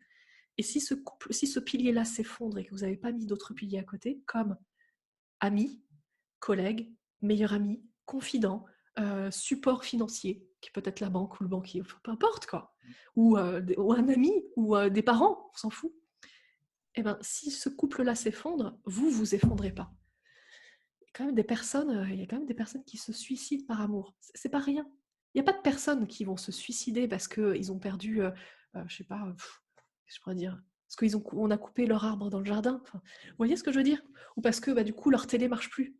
Ou parce que leur voiture a rendu l'âme. Non, par contre, il y a des personnes qui se suicident parce qu'ils ont arrêté d'aimer, parce qu'ils se sont fait larguer. Donc on en est vraiment à ça, c'est-à-dire ils ont tellement construit un seul pilier et un seul pilier que le jour où ce pilier est parti, ils n'avaient plus rien. Donc, c'est ce que je vous invite vraiment à faire. Aujourd'hui, réfléchissez vraiment. Quels sont les piliers que vous avez développés ? Et est-ce que vous ne misez pas tout sur le même pilier ? Est-ce que vous avez vraiment d'autres piliers, ce qui permet de décharger en fait le poids que vous mettez à votre partenaire et mettre plus de sérénité dans votre couple ? Tout à fait. Ouais. Et ça, c'est excellent ce que tu partages, Stéphanie, parce que c'est valable aussi, par exemple, au niveau pro. Parce qu'on voit souvent, enfin souvent, on en voit des gens qui se suicident pour avoir perdu leur boulot. Et c'est parce qu'ils ont mis trop de poids, justement, sur ce pilier-là. Exactement. Et c'est pareil, c'est un poids émotionnel, mais du coup, ils ont. Et en fait, moi, je m'aperçois aussi, suite à différents échanges, que une des raisons, voilà, une des raisons qui fait que des couples se séparent, c'est justement ce manque de communication, ce manque d'écoute. Dans le sens où il n'y a pas que ça, hein. Mais je trouve que c'est un paramètre qui est, où moi je me surprends, peut-être parce que maintenant j'ai plus de recul, mais des fois tu entends, tiens, pourquoi tu t'es séparé de ta copine, tu comprends quoi? Oh, bah parce que si. Ok. Bon, faudrait creuser un peu plus, mais c'était pas l'opportunité. Mais tu sens à la base qu'il y a une écoute ou une communication qui ne s'est pas créée par l'un ou par l'autre. Et du coup, bah, ils voient plus d'atomes crochus, entre guillemets, et ils se disent, bah, de toute façon, l'autre, il m'écoute pas, ou l'autre, il veut pas, il veut plus parler. Et donc, moi, je dirais que c'est vrai que par rapport à toutes les clés qu'on voit, bah, un des points communs, finalement, c'est l'écoute et la communication par rapport de soi, d'écouter ses besoins, de savoir les exprimer, mais aussi écouter ton partenaire, dans le sens où bah, s'il se met en colère, bah, il y a sûrement une raison, mais c'est pas la tienne. Mais savoir écouter ça. Mais c'est vrai que ça demande bah, une expertise. Une expérience, ça, ouais, ça demande de l'expérience, Et, complètement. et Et du ça coup, va pas forcément demander des années d'expérience, mais ça va demander des expériences. On est d'accord, on ne compte pas en termes de quantité, on compte en termes de qualité. tout à fait. C'est-à-dire, si tu as réussi à dépasser une énorme crise dans ton couple, tu vas muscler ton muscle émotionnel beaucoup plus vite que si tu dépasses des petites crises pendant 5 ans. En gros, c'est ça. Complètement, en fait. La communication, c'est pas simplement parler. La communication, c'est savoir écouter. La communication, et je ne vais pas parler juste de communication, parce que communication, c'est vraiment un mot banal, on peut mettre tout dedans. Je parle vraiment de communication consciente. Vraiment cette notion de conscience, c'est-à-dire conscience. Qu'est-ce que je dis ? Comment je le dis ? Qu'est-ce que je reçois ? Comment je le reçois ? C'est vraiment ça. C'est-à-dire, l'autre peut te dire quelque chose comme qu'est-ce que t'es belle ? Et puis toi, tu vas dire putain, pourquoi il me dit ça comme ça? Parce que ça me va pas, parce que je suis grossie, c'est quoi le truc? Tu peux te dire ça. Alors que c'est comment tu le reçois. Et après, l'autre peut te dire aussi, mais comment t'es belle? Et tu sais quoi, si tu crois vraiment que t'es moche, tu vas te dire la même chose. Tu vas te dire, mais pourquoi? Pourquoi il me dit ça? Qu'est-ce qu'il ça? Il y a un truc qui va pas? Donc tu vois, c'est comment vraiment tu reçois les trucs, comment tu écoutes en fait les choses. Et puis aussi, comment tu sais dans la communication, vraiment, c'est cette notion de quelle question tu poses, c'est-à-dire l'art vraiment de savoir poser une question pour savoir aussi écouter la réponse après derrière. Quand tu poses une question comme par exemple, qu'est-ce qui t'a pris de faire ça? Qu'est-ce que tu veux obtenir comme réponse derrière? Je veux dire, à un moment donné, tu poses une question de merde, bah, tu vas avoir une réponse de merde. Et puis avec une réponse de merde, bah, ça va pas aller très très loin. Ça va vite s'arrêter en fait, ça va vite dégénérer. C'est vraiment cet art de la communication consciente, c'est vraiment cet art de savoir, ok, qu'est-ce que je veux vraiment au fond de moi, comment je me sens vraiment, et puis après comment je le communique à l'autre aussi, puis dans quel but, c'est-à-dire qu'est-ce que je veux attendre, qu'est-ce que je veux de l'autre, est-ce que vraiment j'attends quelque chose ou est-ce que j'attends rien? Par exemple, une très bonne question, ça sera toujours comment tu te sens? Ça, c'est une très bonne question. Comment tu te sens? Pourquoi? Parce que là, on veut développer l'empathie. On cherche à se mettre à la place de l'autre. Je ne sais pas si vous connaissez, toi tu dois connaître, Patrice, euh, cette, euh, cette histoire de bâton de parole, voilà. Ouais. Le bâton de parole, où en fait, le bâton de parole, c'est pas tu passes le bâton à l'autre une fois que tu as dit ce que tu voulais dire. C'est tu passes le bâton au suivant qu'une fois que tu as l'impression, que tu as la sensation que tout le monde a compris, véritablement compris ce que tu voulais dire. Comment on fait pour comprendre ce que l'autre dit? On est obligé d'être à sa place, de se mettre à sa place. Donc c'est développer l'empathie. Et dans le couple, comme tu dis, ce qui fait que les gens se séparent, il y a beaucoup, beaucoup de paramètres, encore une fois. Quand il y a une cause, il n'y a pas qu'une seule raison à tout ça, il y a plusieurs raisons. Mais l'une des raisons majeures, c'est... L'une des raisons majeures, c'est le manque de communication. C'est-à-dire, il y avait vraiment des éléments qui n'allaient pas, qui auraient pu être résolus avec la communication. C'est pas le manque de communication lui-même qui fait que les couples se séparent. C'est par le manque de communication que les couples se séparent. Parce qu'il y avait d'autres problèmes au fond derrière, mais qui auraient Oui, pu être oui, résolus.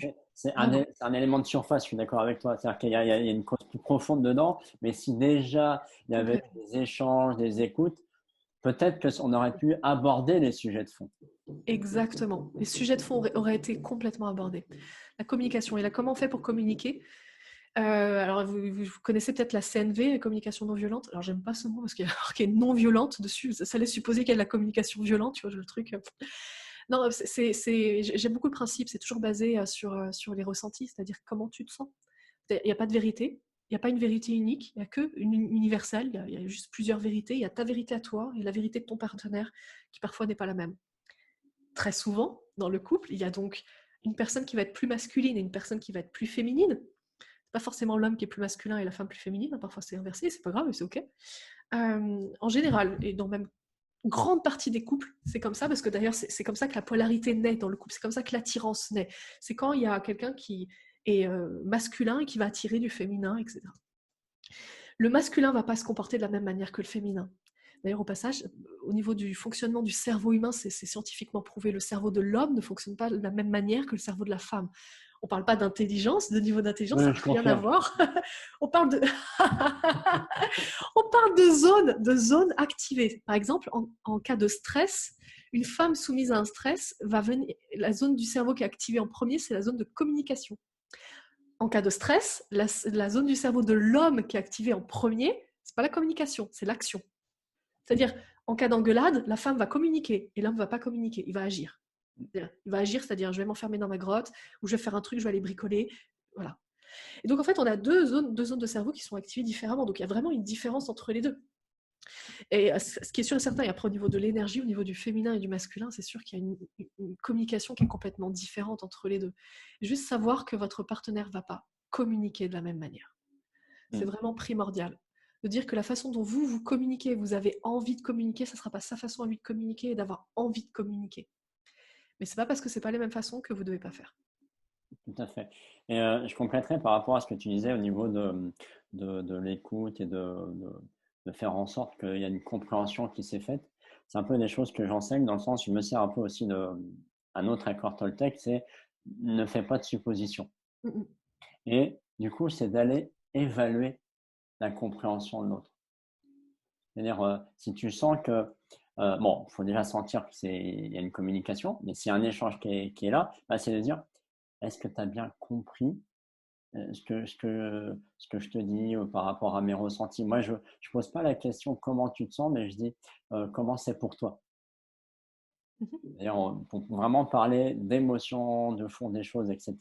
Et c'est de bien valider que, euh, comme moi je parle plutôt d'exprimer comment toi tu te sens par rapport à l'autre, ce que tu as ressenti par rapport à la réaction de l'autre, ben, c'est de valider que l'autre a bien compris le message sans qu'il y adhère. C'est pas l'objet, mais c'est de dire est-ce que tu as bien entendu mon besoin, ma problématique par rapport à comment je me sens? Est-ce que c'est OK?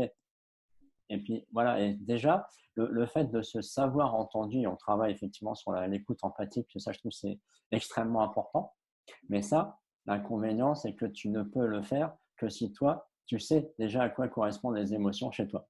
C'est une étape très importante de savoir chez moi, c'est comment c'est la joie chez moi, comment c'est la tristesse, comment c'est la colère, comment je réagis à la colère. Parce qu'après, tu peux aller dans cette écoute empathique de dire, ah oui, la colère, chez moi, ça se manifeste comme ça. Tiens, peut-être que là, il a l'air d'être en colère. Allons voir s'il est dans sa colère. Allons voir, parce que toi, tu sais comment une émotion interagit chez toi. Que si tu ne sais pas, comme moi j'étais au début, que tu t'es coupé de tes réactions émotionnelles, tu peux, à mon sens, absolument pas être dans une écoute empathique. Ou alors, peut-être que tu peux y arriver, mais ça va être plus touchy. Euh, Merci pour je dirais on en est quatrième clé finalement, si je puis les regrouper en clés. Parce que à moins que tu aies un point, je vais récapituler les clés. C'est ça, récapituler.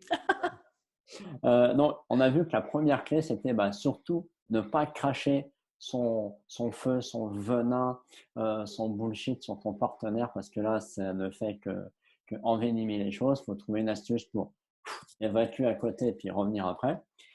Donc, voilà, c'est de faire en sorte que tu parlais d'une clé intermédiaire, c'est une fois que il y a ce feu qui a été craché, s'il est là, c'est d'intégrer qu'il s'est passé quelque chose, que ce soit pour celui qui a fait, que pour celui qui était là, qui a entendu. C'est OK. Donc, souvent, ça se passe dans le silence. En général, c'est d'accepter, voilà, c'est d'accepter. Il y en a qui vont partir dans leur coin, il y en a qui vont commencer à crier. Enfin bon, mais c'est d'accepter qu'il y a un temps d'absorption, d'intégration de ce qui vient de se passer, pour après justement aller peut-être échanger avec l'autre sur parler de soi, parler de son histoire, parler de. Moi, c'est ce que je dis, c'est parler de ce que tu as ressenti, parler de. Alors cette clé, je vais la modérer, cette clé, parce que justement, Vas-y. tu vas vers ton partenaire et que tu parles de toi, il va te dire va te faire foutre. Justement, parce que le partenaire est Je blessé. parle de moi, c'est plutôt parler de comment moi je me suis ressenti par rapport à ce qui s'est passé. Voilà. Ouais, mais il s'en fout. Ton partenaire, s'il est blessé, il s'en fout. Si tu parles de toi, il va ok, c'est bien beau, mais moi je suis blessé. Non, c'est vraiment, j'insiste sur cette notion de pardon. Je te demande pardon. Je te demande pardon, tu parlais de vulnérabilité tout à l'heure. Complètement, c'est exactement ça, c'est exactement la vulnérabilité. C'est je te montre que en fait, j'ai conscience de ma responsabilité dans cette situation. Je prends ma responsabilité en main. Et quelles que soient les choses que j'ai créées, je me rends compte que quelque chose t'a blessé, même si ça t'appartient. Mais je me rends compte que quelque chose t'a blessé. Donc, du coup, je te demande pardon. En fait, c'est ça que ça veut dire. Je te demande pardon. Top. Merci pour la correction. Euh, Après, on avait donc le fait de dire que pour faire évoluer finalement ta relation avec l'autre, c'est ne pas aller corriger l'autre, de ne pas vouloir le faire évoluer, mais c'est que toi, tu dois évoluer, que toi, tu dois mettre les changements en place que tu voudrais voir chez l'autre. Tu veux plus de douceur? Sois plus doux. Tu veux qu'on t'offre des cadeaux? Offre des cadeaux. Voilà, c'est soit le changement que tu veux voir arriver dans ton couple. Ouais. Sachant juste quand même une parenthèse sur les cadeaux, si tu veux, quand Oui, tu offres des cadeaux, c'est qu'il y a une raison derrière. Donc c'est la raison qu'il faut toucher du doigt, tu vois. ouais, faut pas acheter l'autre. Ah, c'est ça. Parce que si tu veux des cadeaux, c'est que tu veux vivre quelque chose. C'est ce que tu veux vivre que tu dois créer. C'est pas c'est pas Voilà, l'avoir. tu as raison. Tu Quand veux tu vivre. offres un cadeau, peut-être valider son intention. Ouais, c'est ça. C'est quelle intention derrière? Qu'est-ce que tu veux obtenir? Ouais, exactement. Juste voilà, pour faire plaisir à l'autre, c'est OK, c'est top. Et c'est la quatrième clé, donc c'est avoir une communication consciente pour vraiment aller développer une empathie, une écoute de l'autre et savoir écouter les besoins de l'autre, en fait. C'est finalement dans un couple. Ce qui est sympa, c'est de pouvoir répondre aux besoins de l'autre. S'ils sont, on va dire, c'est plus facile s'ils sont en accord avec tes valeurs aussi. Mais parfois non. Du coup, on parle valeurs, là, Ouais, on pourrait parler encore pendant 1 heure hein, sur ouais, les valeurs, ouais, je vois qu'il est déjà midi le et demi. féminin, le masculin, les différences Tout de à fait. comportement. Tu vois. On va dire répondre à un premier niveau de besoin. C'est ça, exactement. Donc, voilà, pour terminer. Ah oui, si pour terminer, je voulais pas oublier de parler de ta vidéo là, que tu as créée et que tu as La partagée. dernière, c'est ça? Ouais. Top. Franchement, je l'ai trouvé super intéressante.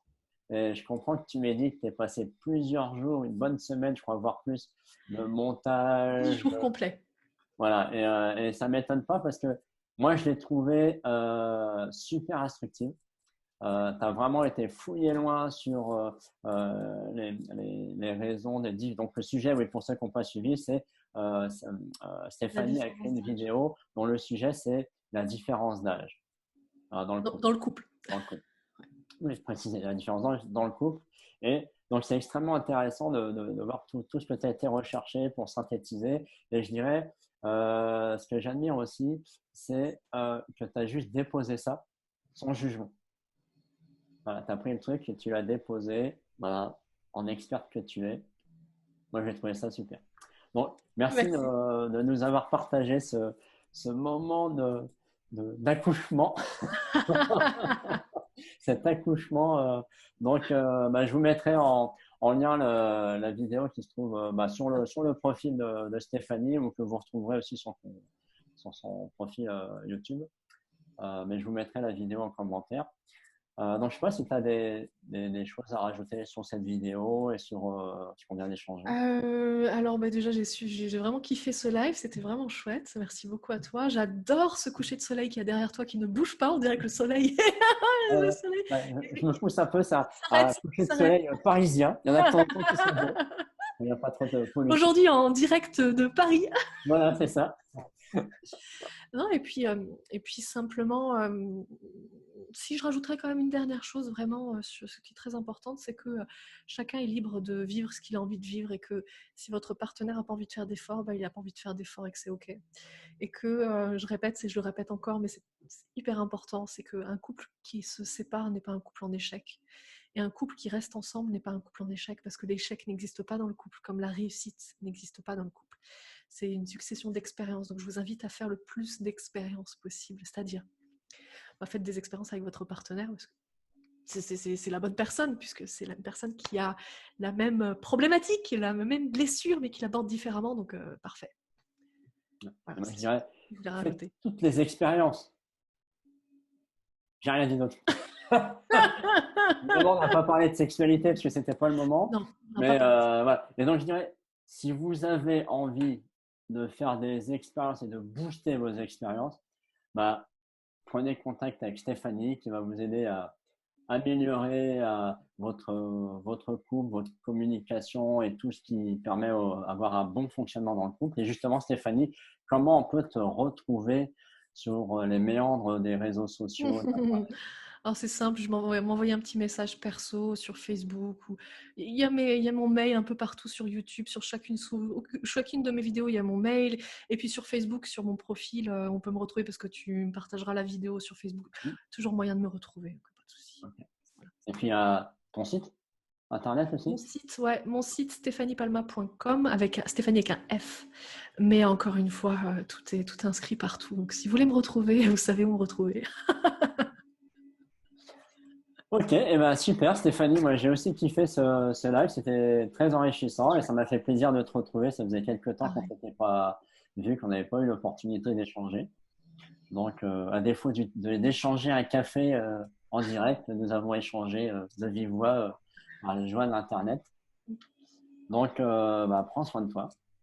Merci, prends soin de toi aussi. Voilà, et vous, prenez soin de vous, n'hésitez pas à venir poser vos questions. Stéphanie pourra passer éventuellement essayer de vous répondre. Yes. Ou adressez-vous directement à Stéphanie ou éventuellement à moi. Mais pour le couple, allez voir Stéphanie, c'est une pro. Allez, on vous Merci. laisse, on vous Ciao. quitte. On vous souhaite une excellente journée et à bientôt. Ciao.